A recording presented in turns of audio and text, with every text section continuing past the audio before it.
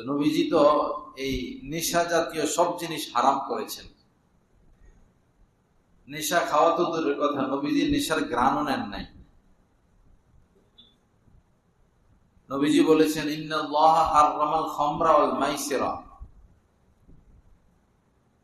যে আল্লাহ পাক মদ এবং মদ জাতীয় নেশা জাতীয় সকল কিছু হারাম করেছেন, জুয়া হারাম করেছেন।